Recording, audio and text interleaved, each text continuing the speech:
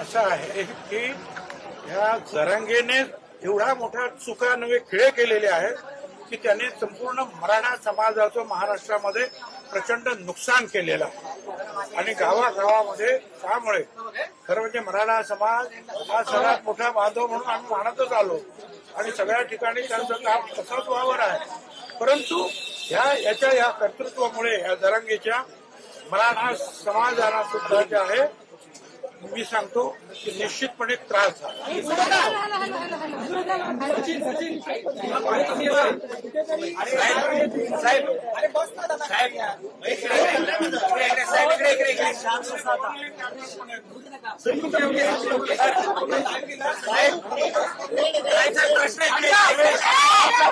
तुमचं एक वाक्य होतं हे नाही चायना भाग काय राहिला ना हे याचं आता तुम्हीच उत्तर द्यावं असं वाटतंय.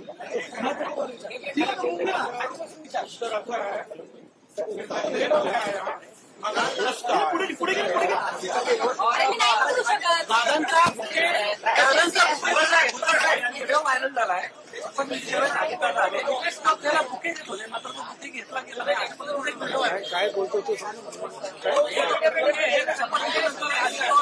अजित दादा बुके देत होते तुम्हाला शपथविधीनंतर घेतला नाही व्हायरल घेतला तर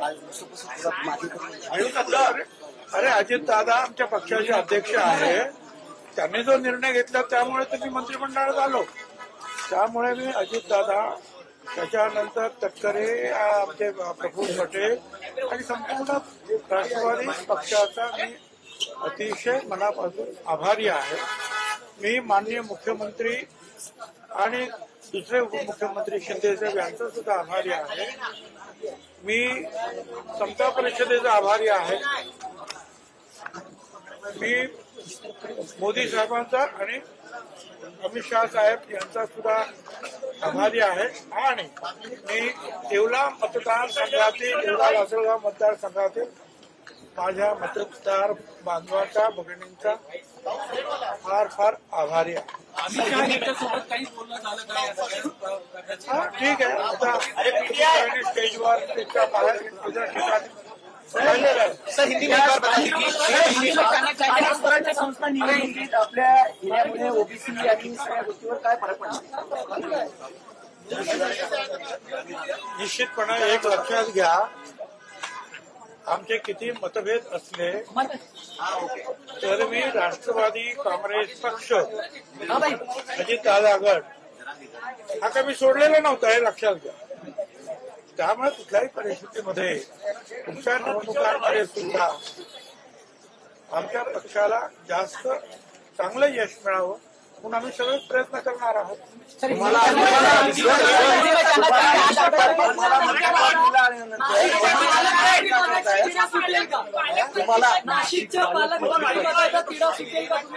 हे पहा मंत्रीपद त्याची शपथ देणं मंत्रिमंडळात घेणं खातं देणं आणखी काय जबाबदारी देणं ही सर्वस्वी मुख्यमंत्री आणि मग उपमुख्यमंत्र्यांच्या सल्ल्याने हे सगळे निर्णय घेतले जातात.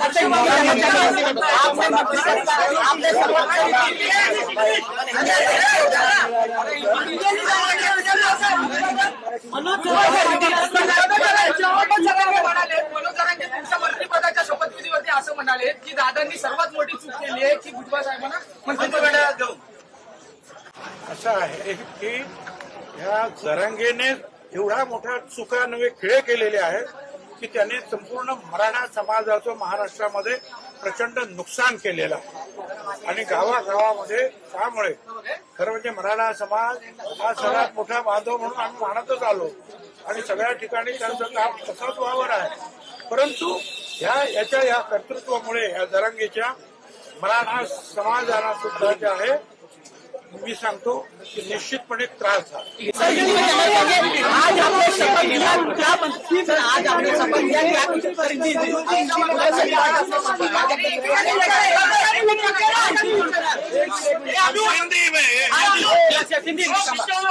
बताइए हिंदी में क्या होगा आप बताइए।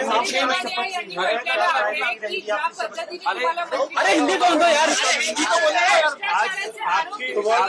आपने शपथ ली है, आज क्या प्रायोरिटी रहेगी, कौन सा डिपार्टमेंट आपको दिया जाएगा? देखिए, मंत्री पद की शपथ देना और मंत्रिमंडल में लेना, बाद में कौन सा है डिपार्टमेंट देना और आगे के कौन सी जो है जिम्मेदारियां देना, ये पूर्णतः मुख्यमंत्री फडणवीस साहब के ऊपर निर्भर रहता है।